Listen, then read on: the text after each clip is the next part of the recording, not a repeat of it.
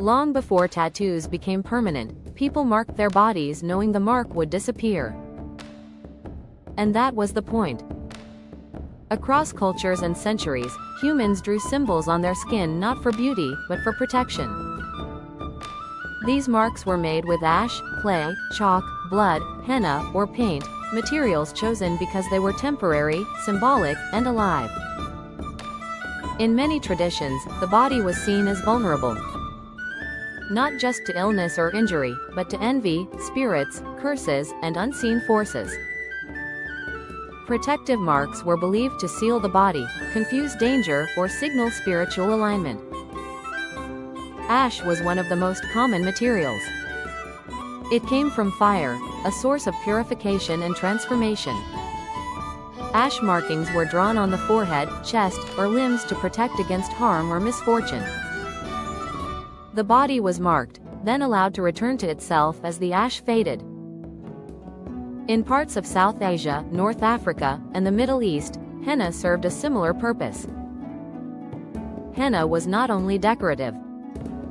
Specific symbols were drawn to ward off the evil eye, protect women during transitions like marriage or childbirth, and shield the body during moments of vulnerability.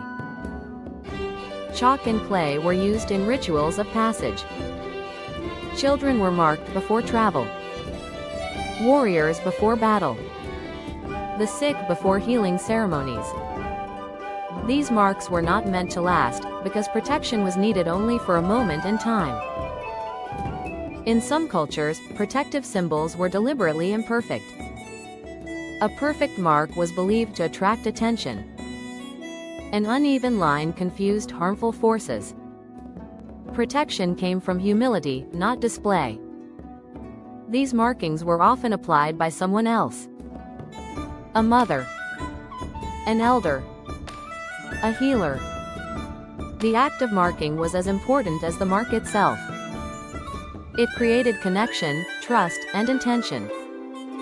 Unlike tattoos, these symbols were meant to leave. They washed away with water, sweat, or time, reinforcing the belief that danger, too, could pass. What survives today are fragments. A dot on the forehead. A line of ash on a holiday. Henna drawn before celebration. Often dismissed as decoration, these practices were once serious acts of care. They were not about identity. They were about survival.